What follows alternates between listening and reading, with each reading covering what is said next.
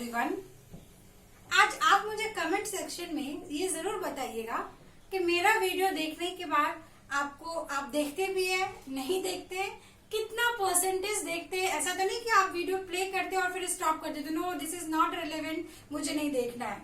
या आप कमेंट नहीं देते हो, सोचते हो कि मुझे 101% क्लियर हो गया है। What ever you think in your mind, जो मेरा वीडियो अपलोड होता है वो मुझे आप जरूर बताइए कमेंट सेक्शन में। Because reason behind whatever you are thinking from your mind, what is that is a cognitive approach and that approach comes from the concept of artificial intelligence.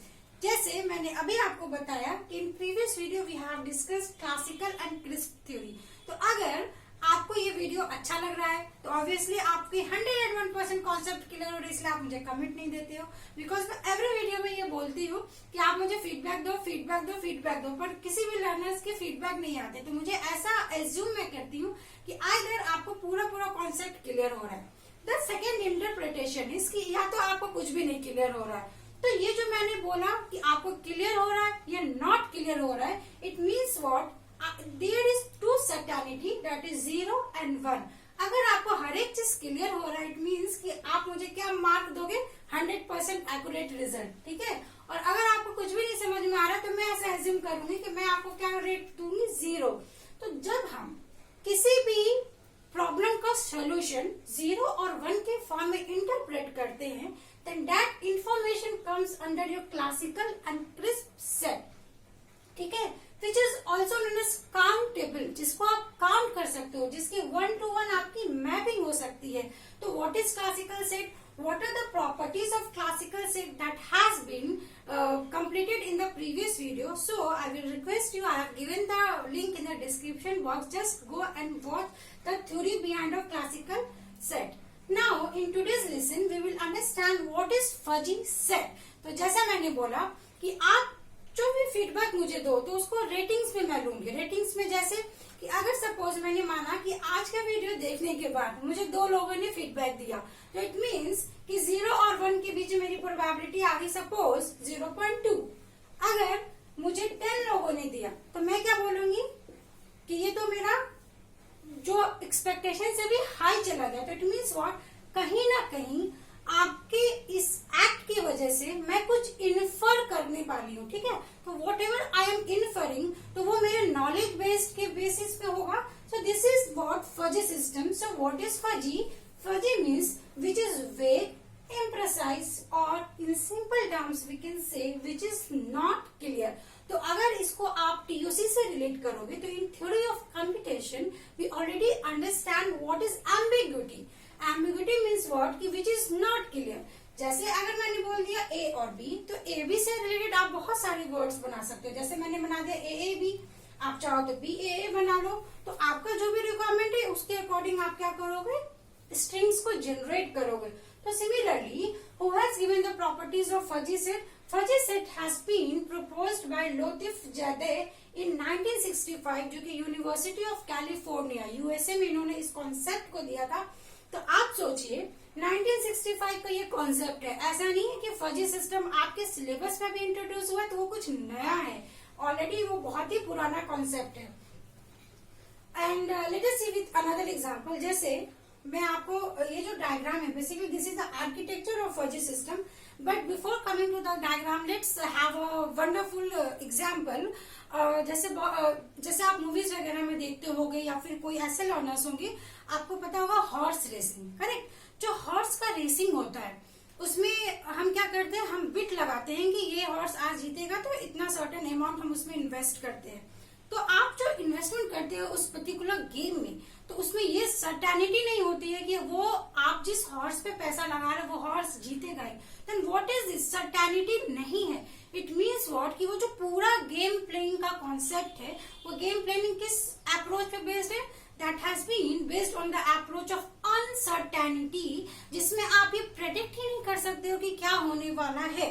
तो ये एक सिचुएशन हो गया। This situation is known as probability, correct. तो अब यहाँ पे बात आती है कि क्रिस्प सेट में तो हमने एग्जैक्ट वैल्यू को लिया, प्रोबेबिलिटी में हम ये देखते हैं कि सर्टेनिटी कितनी है या अनसर्टेनिटी कितनी है। आइदर वो 0.5 है, 0.7 है, सो एंड सो। बट जो फजी लॉजिक का कॉन्सेप्ट है, ऑब्वियसली प्रोबेबिलिटी में भी सर्टेन ड्रॉबैक्स थे, डेट वाइज फजी सेट का कॉन्सेप्ट आया। एज फॉर एग्जाम्पल, सपोज मैंने एक फ्रूट ले लिया, ठीक है, एप्पल, और मैंने आपको बोला कि आप मार्केट जाओ, आपको मैंने 100 रुपीज से आप एप्पल खरीद के लाओ, तो आप क्या करोगे? सपोज अगर 150 का है तो आप क्या करोगे? अरे हमें तो 100 रुपीज है तो हम तो नहीं खरीदेंगे, तो आप क्या करोगे? खरीदोगे? नहीं खरीदोगे, ठीक है। तो that is what that comes under crisp set, okay. अब आपने क्या किया? आप मार्केट चले गए 100 रुपीज लेके। अब अगर एप्पल वाले से आपने निगोशिएट किया, 150 को आप उसको लेकर आए 100 पे, ठीक है, सपोज 100 पे नहीं 120 पे आए, तो 120 में आप सोचोगे यार घर में तो कोई बीमार है और मम्मी ने बोला है कि एप्पल खरीद के लेकर ही जाना है, तो आपने क्या किया?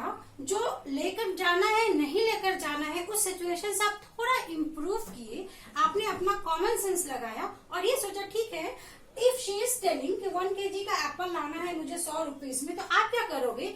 अगर वो जो शॉपकीपर है उसने अगर आपको रेट को मिनिमाइज नहीं किया तो आप क्या करोगे? 1 kg की जगह आप ½ kg लेकर जाओगे, बट आप लेकर जाओगे।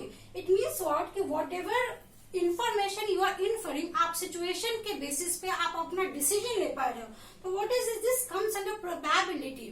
अब दूसरी बात ये आती है कि फजी कैसे अलग है, तो फजी में हम ये समझ लेते हैं, आप जो ½ kg का एप्पल लेके घर चले आए, ठीक है, अब आप ये समझिए कि आप घर लेकर आए, घर में आपकी ग्रैंड मदर है, आपकी मदर है एंड मदर की सिस्टर है, 3-4 वुमेन है।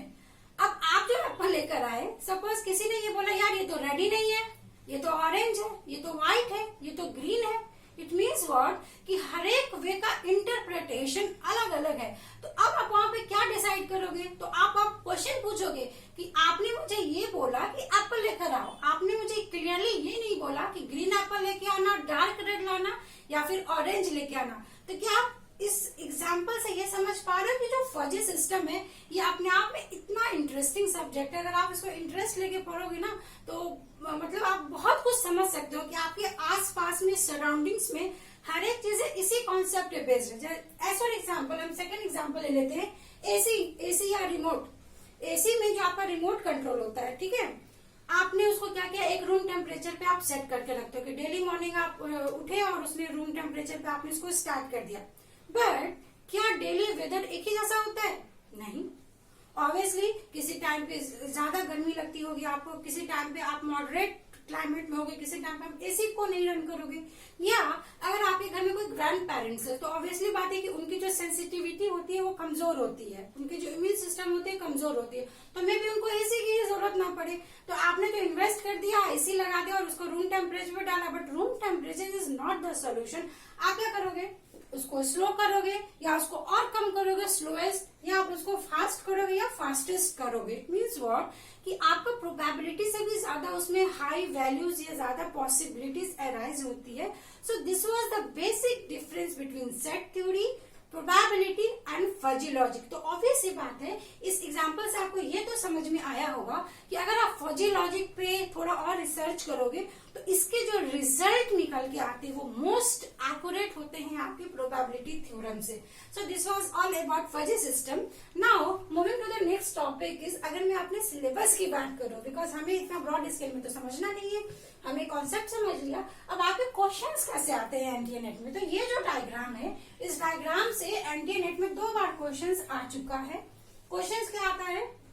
वो आपको सिंपली इसके डेफिनेशन पे क्वेश्चन पूछ लेते हैं, मतलब वो आपको 4 स्टेटमेंट दे देंगे, वो पूछेंगे इज दिस फजिफिकेशन और डिफजिफिकेशन। तो let us understand what is fuzzification and defuzzification. Now suppose I have given certain values x and x किसी एक सिस्टम में गया and that system is known as fuzzification. तो what is fuzzification? Whatever crisp set you have, that crisp set has been converted into fuzzy sets. Then suppose if I have the value 0, 1 as a crisp set, तो आप इसको fuzzy sets में कैसे convert कर सकते हो कि 0 की कितनी probability है, तो हमने दे दी 2.5, 1 की कितनी probability है, तो हम इसको लिख सकते हैं 4.5, कुछ भी लिख सकते हैं, करेक्ट। इट डिपेंड्स कि आप क्या इन्फर कर रहे हो। तो मीन्स व्हाट है कि आपको जो 0, 1 है उसके साथ एक मेंबरशिप वैल्यूज को हम असाइन कर रहे हैं। Now, whatever values you have converted, that values comes into the inference rule. Inference rule. अब इन्फ्रेंस रूल में आप देखो एक हमारा रूल बेस्ड होता है, रूल बेस्ड कुछ इन्फॉर्मेशन इन्फ्रेंस रूल में डालेगा एंड यहाँ पे एक मेंबरशिप फंक्शन होगी। तो हमने यहाँ पे क्रिस्प सेट ग्रुप डाला 0 1, इसके बाद हम यहाँ पे डालेंगे मेंबरशिप फंक्शन, मतलब जो रिप्रेजेंट होता है आपका म्यू ऑफ एक्स के फॉर्म में, कितना परसेंट, कितना सर्टेनिटी। वो जैसे अगर किसी का मैं ये ले लूं कि एक रनिंग एक प्रोसेस है, ठीक है, तो रनिंग है तो वो फास्ट दौड़ रहा है या फास्टेस्ट है, वो स्लो दौड़ रहा है या स्लोएस्ट है। तो इस तरीके के मेरे 4 वैल्यूज आ गए। आप क्या करो, रूल बेस्ड। तो rule based means what, it is represented in the form of if then rule, मतलब you are taking certain conditions, you are taking certain decisions, मतलब कि अगर ये होगा तो ये करेंगे, अगर ये नहीं होगा तो हम ये करेंगे। That is what if then else rule. इसके बेसिस पे आप यहाँ पे इन्फ्रेंस निकालोगे। इन्फ्रेंस मीन्स वॉट, कि whatever knowledge you have feed in the system, उसके बेसिस पे आप यहाँ पे ये पता करोगे कि उसकी डिग्री क्या है या उसका रिलेशनशिप क्या है। So this is what inference. And finally obvious सी बात है कि जब आप उसको कंप्यूटर सिस्टम में उसके ऊपर एल्गोरिथम्स लिखोगे, तो जो आपने फजी सेट्स की वैल्यूज को कैलकुलेट किया है, ऑब्वियस सी बात है जो आपका कंप्यूटर सिस्टम है, क्या कंप्यूटर सिस्टम इस वैल्यूज को रीड कर पाएगा? नहीं कर पाएगा।